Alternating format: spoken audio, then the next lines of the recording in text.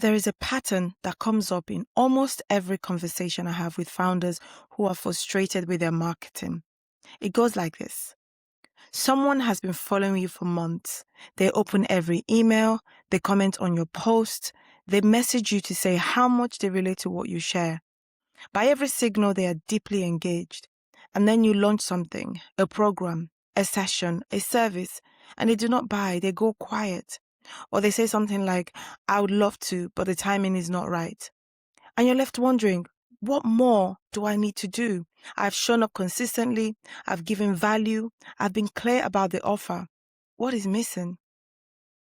Welcome back to Strategy Sessions with Jessica Mae. I'm Jessica Mae, and this is the psychology behind the purchase.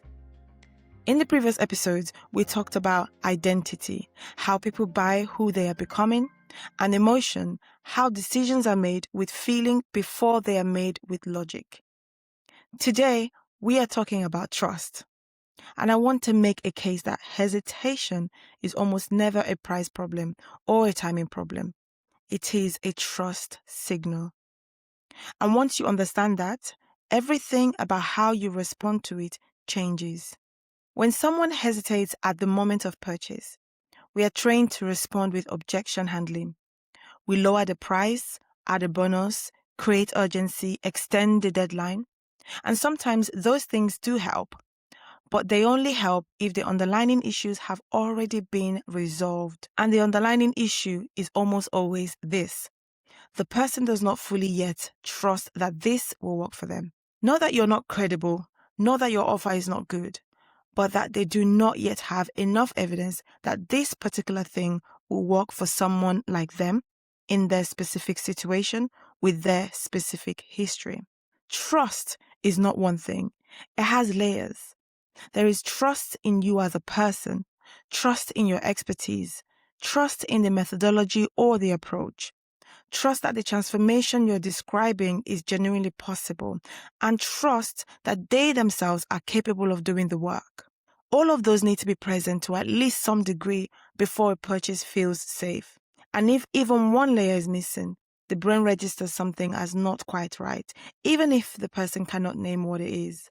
And here is the part that changes everything about how you think about your marketing. Most of those layers of trust have to be built before the sales conversion ever starts. By the time someone is on your sales page or in your DMs or on a call with you, the trust work is already done or it is not. Your marketing is where trust is either earned or lost, not your sales process. Which means if you are experiencing hesitation regularly, the answer is almost never a better closing strategy. It is stronger, more consistent, more honest marketing that builds belief long before anyone sees your offer. So what actually builds trust in the marketing phase before anyone has paid you a penny? The first, consistency. Not posting every day for the sake of it, but showing up in a recognizable, reliable way over time. When someone can predict what you stand for, how you communicate, what you care about, and what you will and will not do, they feel safe. Inconsistency creates uncertainty. Going quiet for weeks, then suddenly reappearing with an offer, changing your tone depending on whether you're trying to sell something, shifting what you do every few months. These patterns tell your audience, without you saying a word, that they cannot fully rely on you, and unreliability does not convert. Consistency is not about being perfect. It is about being predictable in the things that matter most. Your values, your voice, your commitment to showing up. The second, specificity. Vague claims create doubt. Specific, honest communication builds belief. Saying, I help entrepreneurs grow their businesses is easy to scroll past. Saying, I work with purpose-driven founders who are clear on their calling but stuck on how to communicate it, that lands. Because specificity signals that you actually know who you are talking to. And knowing someone is a form of trust. The more specific you are about who you serve, what they're going through, and what becomes possible, the more your ideal person will feel that you are speaking directly to them. And when someone feels specifically seen, their trust in you increases immediately. The third, social proof that feels real. Not just logos on your website, not just a 5-star quote without any context. Real social proof tells stories, the before and the after, the moment of doubt and what shifted, the specific thing that changed. When someone reads a client story and thinks, that sounds exactly like me, their trust in you increases significantly, because now there is evidence that someone like them, with their kind of fears and their kind of history, made this work. That is not just credibility, that is hope, and hope and trust work together. If you're not collecting and sharing client stories regularly, you are leaving one of the most powerful trust-building tools completely unused. The fourth, honest self-disclosure. This is the one most people underuse, and I understand why. It feels risky to share the things that you got wrong, the mistakes you made, the seasons when things were harder than you let on. But here is what honest self-disclosure signals to your audience. This person does not hide the hard stuff. And that matters enormously to people who have been burned before, to founders who have invested in things that overpromised and underdelivered, to people who have followed someone whose public persona turned out to be very different from the reality. When you share your own learning honestly, including the messy parts, you tell your audience what you see is what you get. And that kind of transparency is one of the fastest trust builders there is. There are things that quietly break trust without you realizing it. I want to name a few because I've seen them show up even in brands that are genuinely trying to do the right thing, including my own at times. The first is overpromising. When your marketing language uses transformation framing that goes further than what you can actually deliver, people sense it. Maybe not consciously, but something feels slightly inflated, a little too polished, a little too certain about outcomes that are never fully in your control. And inflation erodes trust, not all at once, but gradually your audience starts to discount what you say. They start reading your content with a filter. And once that filter is in place, it is very, very hard to remove. The fix is simpler than it sounds. Say what is true. Lead with what is genuinely possible. Be honest about what the work requires from the person doing it. Honest marketing builds more trust than perfect marketing. Second, disappearing between launches. When you only show up to sell, then go quiet in between, your audience learns quickly what you are there for, and it does not feel like a relationship, it feels transactional.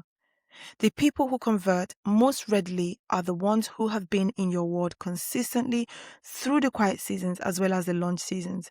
They trust you because you showed up when you had nothing to sell.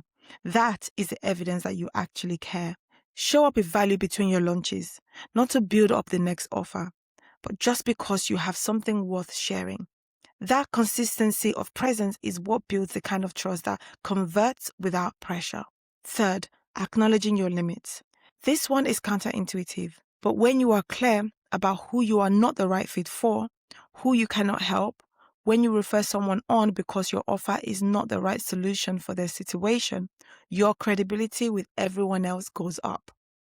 Pretending you can help everyone helps no one. It attracts the wrong clients. It leads to disappointing outcomes and quietly tells your audience that your primary concern is the sale rather than the result. Knowing your limits and naming them honestly is one of the most trustworthy things you can do. It says, I am more committed to your outcome than I am to my revenue. If some of these are familiar, that is okay. I say that genuinely.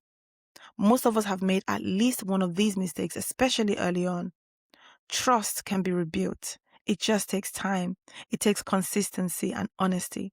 You cannot shortcut it, but you can accelerate it by doing the work with integrity from this point forward.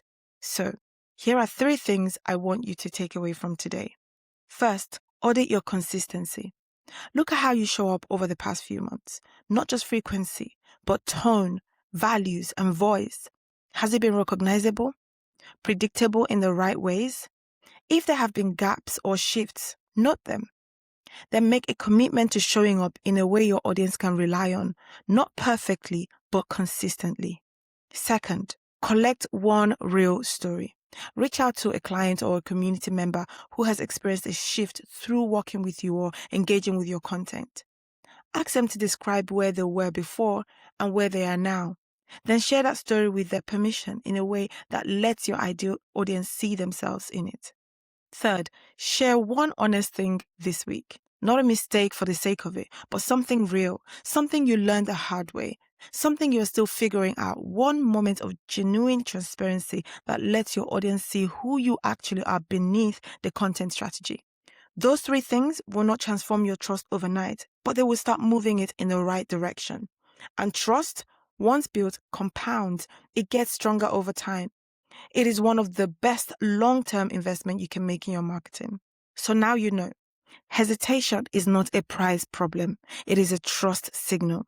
And the answer is not a better discount or more persuasive closing line. It is more consistent, more honest, more specific marketing that builds the belief someone needs before they ever say yes. We have now covered 3 of the 4 forces behind every purchasing decision: identity, emotion, and trust. In the next episode, we close this series with the 4th force: belonging. I genuinely think belonging might be the most important one of the 4, because it is the difference between a customer and a community, between someone who buys once and someone who stays, refers others, and becomes part of what you are building. It is the next episode in this series. Subscribe so it comes straight to wherever you are listening or watching from. If today shifted something for you, I would love to know. Also, share this episode with another founder who needs to hear this. And if you want a space where this kind of conversation keeps going, come and join the Christian Entrepreneurs Marketing Network. It is built for Christian entrepreneurs and purpose-driven founders who want to grow with clarity, strategy, and integrity with like-minded professionals. To join, go to jessicamaemarketing.com/SEM network. That's C for Charlie, E for Echo, M for Mother. The link to join is in the show notes if you're listening. Also, check the caption as well for the link to join. I will see you in the next episode.